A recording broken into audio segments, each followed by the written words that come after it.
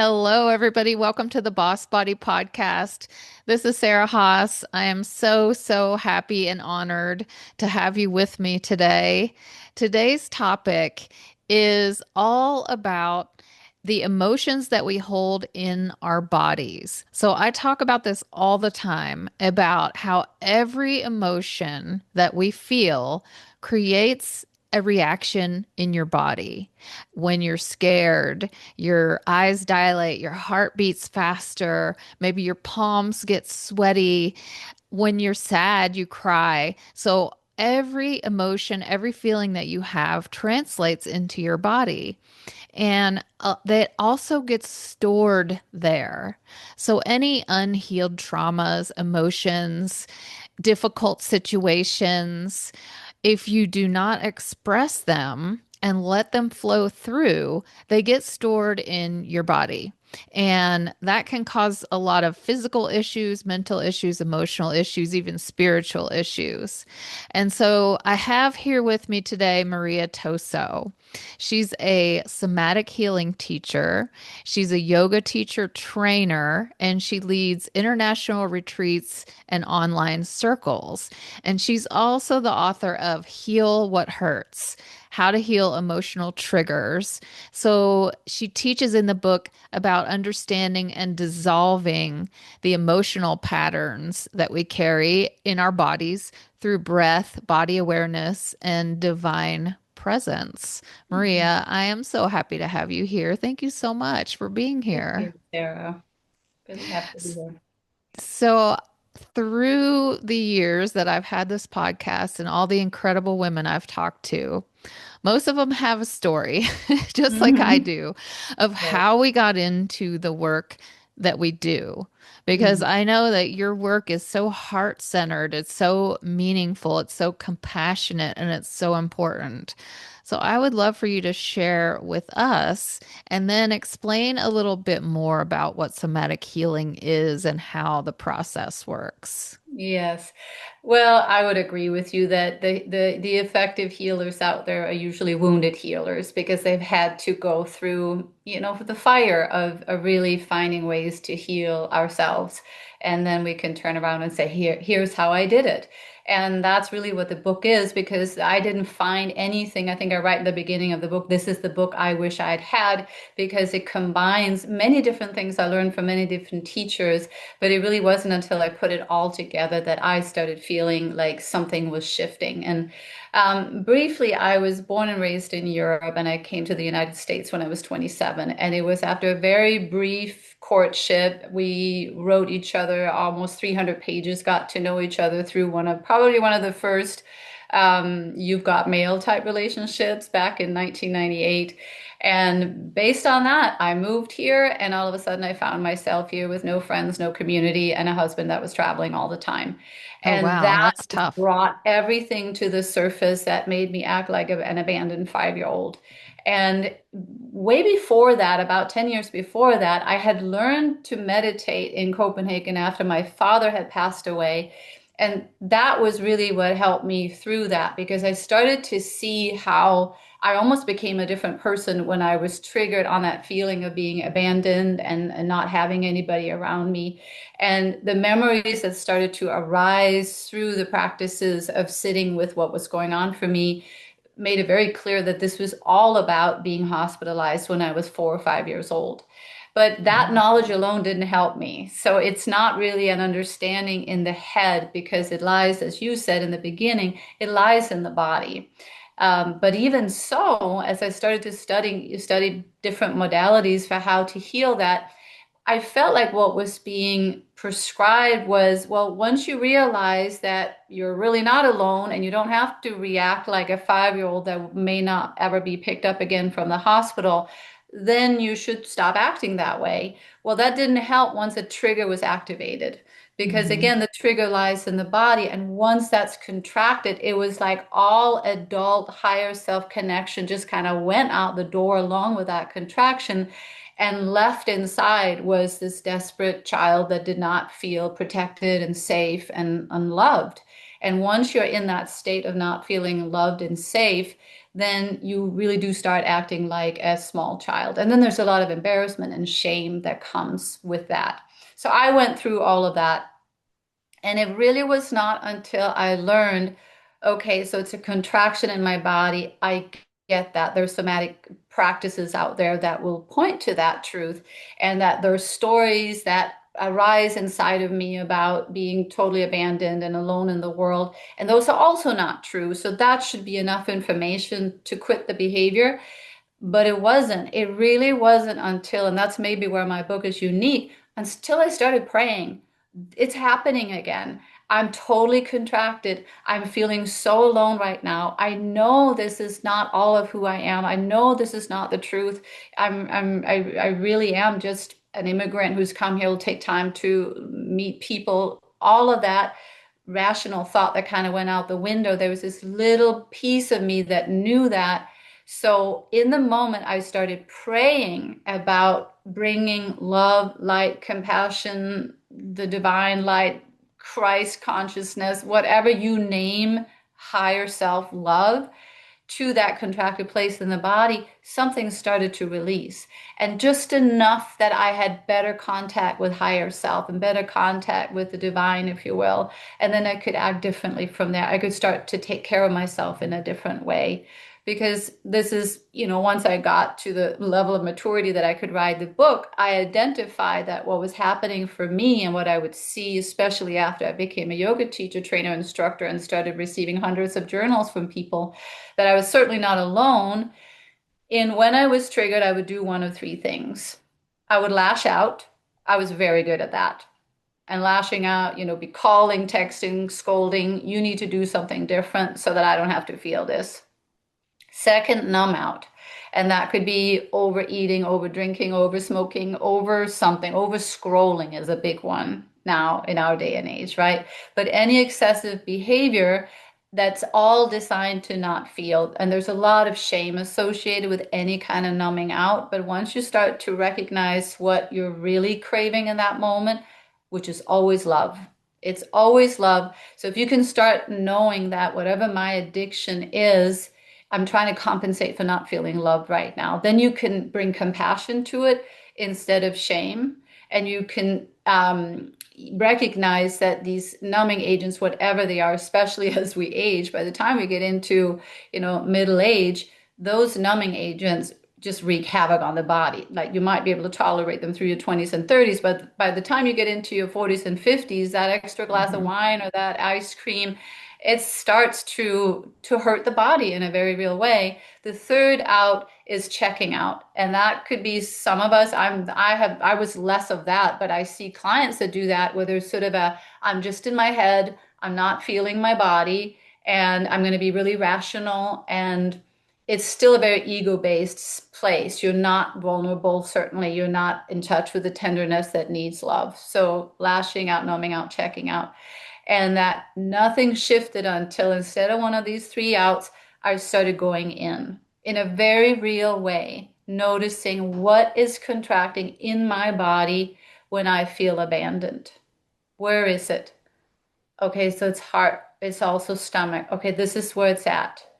And how can I go even more in? Like, imagine this area full of light. Notice what it's doing to my breath. Start to relax around it and allow more of my breath in. And then on top of that, God, please help me. This really hurts. Please bring your loving light to this place. And then over time, as you work with your body this way, you start to feel that the contraction that's happening someplace in the body, as you bring light, love, like the same level of love that you would bring to a small child that's scared. Like, if you are a compassionate parent and a kid is crying with fear, what is the energy with which you pick them up? It's that energy that we bring to, I'm here. I've got you. It's all right. I'm right here. It's okay. You're scared. You don't feel safe right now. I'm here with you. So it's almost like you give voice to the divine within you that is always within you. And you're also the wounded self that's receiving, okay, I open up to this light and this love. So it's like those two parts of you that's higher part of you that you would swoop in and hold a child or even a friend with that energy, bringing that to yourself. And then in the groups that I host, having a group of, say, 6 women that bring just pure presence, not I'm going to therapize you or I'm going to, agree with you that the guy is a jerk because he didn't call you. But I'm just bringing my presence. I know that you are contracted right now in your heart. I'm right here with you as you feel that. And that makes it less scary to go in and feel it because all 3 outs is like, whatever you do, don't make me feel this because this is so awful. I feel like a 5-year-old that's totally out of control and unsafe in the world. And that feeling is one that every one of us has tucked away in the body somewhere. And every one of us have designed a plan for how to feel that as little as possible. And this work is really kind of a rescuing of that child in a sense and say, no, you're scared right now. I'm going to be with you. I'm not going to let you run the show because some of what you're experiencing and how you interpret what's being done, quote unquote, to you or the text that's not coming or what have you, really may not be rational, but I'm not going to step in and shame you. I'm just going to be with this contracted pain. Once that contraction in the body starts to soften and you can breathe again, you're not going to want a pint of ice cream. You might still want to scoop, and that's not going to hurt you. But that's a very different way of approaching anything that we normally would reach for to not feel. And that's what I see both in my yoga teacher training and in the groups that are more specifically heal what hurts focused is it's not about saying, you can't have that. That's like a shaming way. It's more whenever we want any of those things, what we really want, like I said, is love.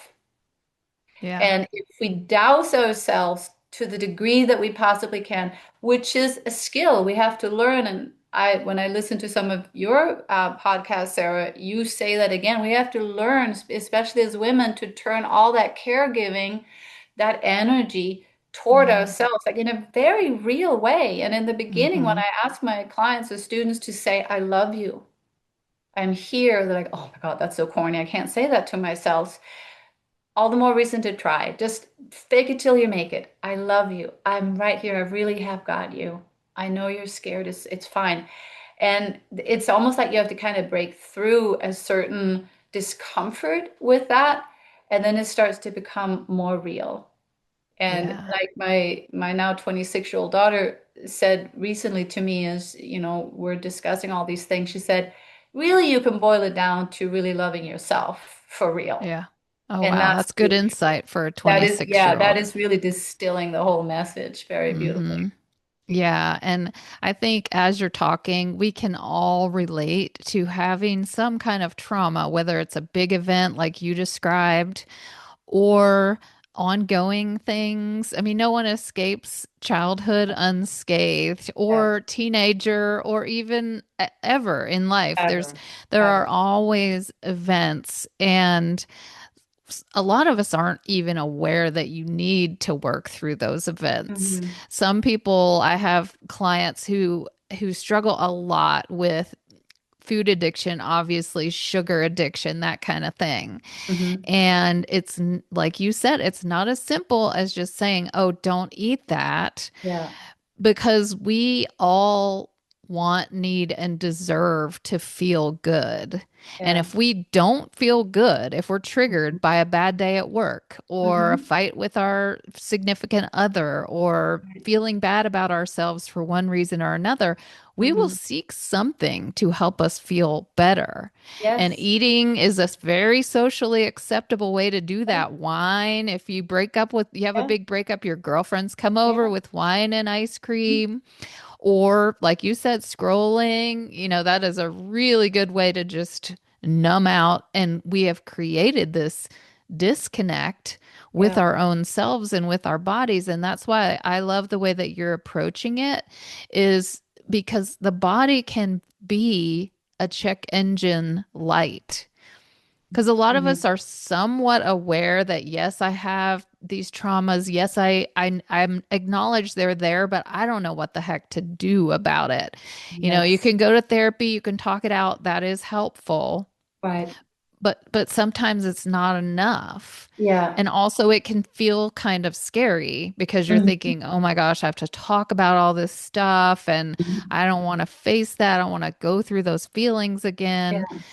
And I like what you said is when you're feeling constriction, that's such a great way because it's tightening, it's Yeah. hunching over, protecting your heart Yes. or your stomach feeling tight. A lot of Right. times my jaw will feel tight or my throat when I Yep. get in a situation, and Mhm. that's your cue.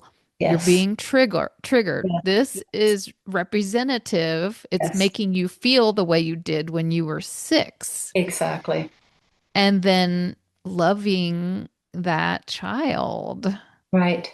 and Yeah, and putting your being hand on able your to, so heart. That's the first beautiful. two chapters in the book are all about becoming aware of how you breathe and Mm, scanning your body. And that seems so simple, but that's really the prerequisite because we live so much in our heads that we might get tight, constricted breathing, or a constriction in a particular part of the body and not even know until the hand is on the ice cream or we have sent off the slightly inappropriate, overly long text. So if we can get to the point where we notice the very first kind of flutters of a constriction in the heart or like the symptoms that we talked about here, and they start to show up in the body, and we can say, okay, darling, you're triggered. Take some yeah. space here and Yeah. give yourself a moment. We can send the text later if we still think we should. We can have the wine later if we still think we should. But for right now, just as you would if you were a good friend, just okay, let's just be with where in the body it is constricted and just hold that. Even if it's okay, I can do this for 2 minutes. That's what I can give you today. Okay, Hmm. that's better than 0 minutes. Set a timer and sit and say loving words. I'm here and I love you. Very often, in just that tiny amount of time, the sadness comes. In what might Hmm. have been anger or annoyance or grievance of some kind, in sort of in the anger category, then ends Hmm. up becoming a vulnerable release of some Yeah. tenderness. And Yeah. then invariably, after you've given yourself even 2 minutes of in instead of out, you're going to want less of the thing. That's what the report I get back is, I usually, when something that like that happens, I will drink half a bottle of wine. And I was actually content to just, really savor half a glass of wine, which actually makes a huge difference physiologically, Hmm. Oh, right? yeah. Yeah. And it's a lot easier not to have wine because you actually don't want it anymore than it is to really, really, really want it. And then have that tug of war between the discipline to not have the wine and then the deep pain that you don't know what to do with. Right. Right. So the So, way you're describing it, it sounds like you almost reverse engineer. So you look for how are you coping? What are you doing that isn't healthy? Lashing yeah, out, numbing out, checking out, which those yes, three things most of us do yeah, right, regularly. yes, If you find yourself doing one of those things, reaching for the ice cream, drinking too much wine, and you know it's not good for you, yeah, it's kind of like, okay, I noticed my unhealthy behavior. yeah, Now let's go back and say, oh, this is because I'm having a trigger. yeah, And where am I feeling it in my body? And then how can I tap into that and show it love so that hmm, it calms me and makes me feel that love yes. without numbing out or lashing Right. out or Yes. checking And out. often there'll be a story there, when you then do drop in. So say there is an incident at work and maybe there is an authority that's treating you disrespectfully. And when you come home, you just need a glass of wine before you can even look at your husband because that happened again. And then Hmm. instead you drop in, feel where it's at. And then what so often happens when, I work with people in small groups or one-on-one is that incident was sort of a stand-in from a more original incident that starts to almost like release from that contracted place when you love on it and it starts to soften. It starts to release some memories. And that can be, wow, that's how my brother or my dad used to talk to me when I was little. And I was up against six brothers and a dad with that energy coming at me just like that. And it's almost like I'm recreating that same scenario now at work. And I keep running my head against the wall with that same feeling of being the 6-year-old that none of these big guys want to listen to.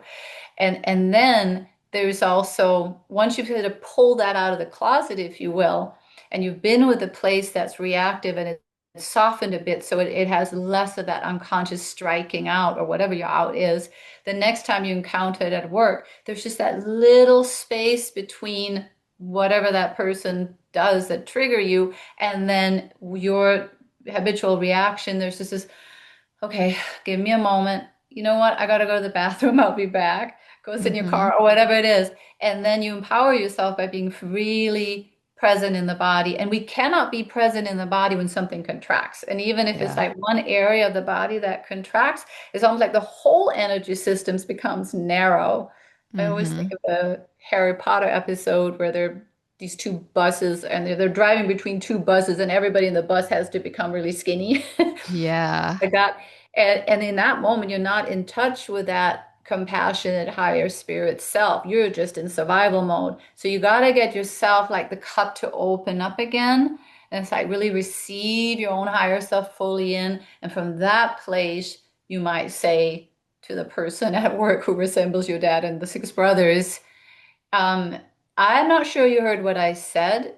I would like to repeat it to make sure you heard me. It's just the broadcast of how you speak when you're fully embodied versus triggered is totally different. People tend Yeah. not to hear us when we're triggered, and they also have Oh, a yeah. certain power over us. We can kind of be manipulated a little bit. Yeah. If they know, if if I just do this little specific type of needling, then that person goes into a little bit of a tight mode. And I don't think this is necessarily conscious, but I think a lot of women in particular can have that in the face of something that feels like authority, that they kind of crumble in the sense that they contract. And then there's no true empowerment. There could be a lot of screaming and outing, but it's actually not the fully embodied, no, here's Yeah. what I need. Yeah. And In I a think a voice. lot of women can relate to that feeling of powerlessness, Mhm. especially in our age group when we were growing up and maybe the boy was more valued Mhm. or at school, the Mhm. girls don't get as much of attention or as much Mhm. praise or whatever it is. And then in the Yeah. workforce, we're not getting paid as much. We don't Yes. it's not equal. And It's so very that's real. something that can trigger over and over and over and Yes. over again Right. in our lives. Yeah, and I mean, I think this is certainly a to fully feel our own self-worth, that can't be contracted, scared, I'm worth as much as you. It has to be like a true embodiment of our enormous light and power. Here's what I need. It's just the broadcast will shift from the inside when we fully come in. And that can't happen unless we address every single one over time of the places where we contract and gradually stop the outs. So it's Hmm. the stopping of the outs again is not, you can't have the ice cream because then you won't look good in a bathing suit, because even that in a way is playing into I have to look like a sex symbol when I'm 55 and feel some power from the attention I then will get from the perfect thighs.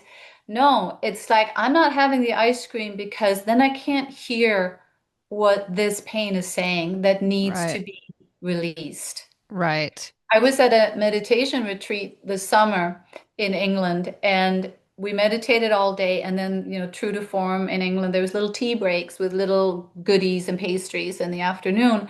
And I tended not to eat that because I don't do that well with sugar and gluten. But I had sat with something that had come up that was definitely childhood related, kind of back to that same 4 or 5 age that I was at when I was hospitalized. And that had come up, and then, the bell rang and we had this little mini tea break, and then you go back in. And for some reason, I wanted a pastry. I mean, I was not even conscious, and I was like, oh, these look good, they smell good, I'm going to have this. And now I'm going to go back in, and I'm willing to go back in and work on what just arose in my body. And I went back in and sat, and the Pandora's box had just closed, Hmm. just with that little pastry. I had sort of numbed my access enough to that pain that I was willing to be with, and that I was letting some old tears just kind of flow a little bit and going through a process with that. And that doesn't mean that now I'd ruined my access to that, it would come back around. But I was like, wow, one little teeny tiny pastry, and now I can't quite find that place in the body in the same way. It got a little blurrier. Yeah, and you're very self-aware. And I want to make sure people listening are not thinking, oh, just because sweets look good and you want to have one, that means there's something huge going on and whatever. Like you said, if Hmm. if you have the scoop of ice cream and not the pint or the half Yeah, glass of wine instead of a half bottle, it's really those when you notice these repetitive patterns yeah. that are not serving you, that you Right. don't want to do, but you seem to keep doing them. It's like you can't help it. And you think, oh, that's because I don't have willpower. It's because I'm not disciplined. No, it's because there's something deeper going on that needs to be healed. And I Right. like what you said earlier about don't go into guilt. Yeah. Don't just we love to blame ourselves. Well, Yeah. I Shame don't have is willpower and she does. yeah, right. Well, and I think that shame, that's a detrimental feeling to be ashamed of yourself. Yeah. So It's to the have the opposite thing of that what you makes you need. feel better, right? Right. You need love, and it's You need almost the love, and opposite end that's of the the opposite. spectrum. It Exactly. really is. Um, so when we do slip and have the thing or do the thing, whatever that out is, you needed love. And in that moment, it was just too hard to find that. And there was no one there to give it to you. And Hmm. it's okay. Hmm. So we also practice self-love, not just when we're contracted, but really becoming better at self-loving language and ways of looking. I mean, I did something that I've never done in my life. I put myself on my screensaver. It's always been my kids, the Oh, partner, wow. the guru, and it's me. And I'm still a little bit like, oh, other people are going to think like I'm a nutcase for having myself on my screensaver. But you know what? It's like, I love you. Yeah, you're doing a great job. Hmm. Awesome. You know? And so I will leave it on there until it's no longer uncomfortable. Yeah. And Yeah, that's a good point. That's a good point. That's very uncomfortable to focus on ourselves. And you said earlier, and I say it all the time, we have to turn the love inward. The yeah. same love we're giving to everyone else, we have to turn that inward. And I want to ask you about something else that you've mentioned, I think, in your book and on your website, and it's about healing the ancestral patterns because Mhm. everything that we carry, we're going to pass on. Yeah. I have a daughter, and I'm always aware of any self-criticism that I have or Mhm. perfectionism, thinking I'm not good enough Yeah. is going to translate no matter how many times you say, you're amazing, you're smart, you're beautiful, you're creative, you're going to do Uh-huh. great things. If you're treating yourself a certain way, that is going to be passed down. And for me, that's huge motivation to Mhm. heal myself. Right. I mean, and that ties a little bit back to you have to love yourself first and, turning that around. Well, the truth is, the love that you have for everyone else is going to be so much more authentic when it comes from you being totally embodying love in and with yourself. Because then it's not going to come from, oh, I'm going to love you, then you'll need me, and then I'll feel worthy. There can be that codependent kind of edge to the always caretaking, but not actually caretaking self. So when we fully embody ourselves and love ourselves and take care of ourselves, from there we'll exude love. And Hmm. we'll be love, and people will feel love, but just being in the presence of someone who truly embodies themselves and is there and notices what they actually don't want and they do want. If you transgress your own boundaries on a regular basis, yes, you're passing that right on to the next generation, just like that was passed down to us, because that Absolutely. was expected of women and to some degree still is. Yes. Mm. So I would completely agree with you there, Sarah, that anything. I don't heal in myself, my daughter will have to heal. And what she doesn't heal, her daughter would have to heal. And that's of course also true for males. It's just there are very specific kind of patterns and encodings to how to be a female in the world that we are for sure dealing with. And some of Hmm. it is still unconscious. And the more we bring love and awareness to it, the more we see. I had an incident where I had been tired all day. I'd been speaking at this church. I came back. My daughter had helped me. And then I was just resting. And then she texted me, "Oh, I'm going to come over." I was like, "Oh, I got to have a meal ready for her." All I wanted was to nap. I had been in front of a lot of people. I had been signing books. I just wanted to lay in bed and be lazy for the rest of the day. And here I am now cooking because she said she's coming over. She didn't say, "Mom, I'm coming over. Please have food ready." That Right. was me. Sorry, I get this meal ready. It's like in the instant pot. She comes over and she starts making herself a smoothie. And I'm like, bristle, like, don't fill up with a smoothie. I made a soup. And she's like, "I didn't ask you to make a soup." And I was like, "Well, but you're here and I got up to make you this soup." I'm being all victimy about it. And she's like, "But I didn't ask that. I just wanted to see you. And it's hot Hmm. outside. I actually want a smoothie." You see what Hmm. I'm doing there? I am sort of anticipating a need that hasn't even been expressed. And I'm putting that need on me as something I have to fulfill, even though my own needs are completely brushed aside. I need to relax. I've been on all morning. And all she said was, "I'm going to come by." And to me, that was like, after we had that kind of little run in, I was like, wow, that's so my mom. She would do all these things and then she would have this victimy tale about it. And we Yeah. all had to feel like guilty that she had done it. Yes. Yes. And I think it's important to say that even if you don't have a daughter, even if you don't have kids at all, we pass this from woman to woman with Mhm. our friends, and then they Yeah. pass that down. Yes. So I always believe the more work you do on yourself, it's going to ripple out, not Hmm. just to your kids. And I have a son, and I know the work that I have done Hmm. has touched his life and changed him and will also change his children and grandchildren Yeah. and And the every way so he treats women, oh, probably, right? 100%, 100%, yes. And I believe that we need more of the feminine energy in the world. It's very masculine, it's very yang, Right. and we need more yin, we need more Yeah. inward, we need more softness, and we need to embrace it and love that part of us. Yes. And when we do, it's going to ripple out. It's healing, it's loving, it's nurturing, and it Hmm. starts inside us. And then, like you said, you have more of it to give, and you're giving authentically instead of from a place of guilt or I have to or I should.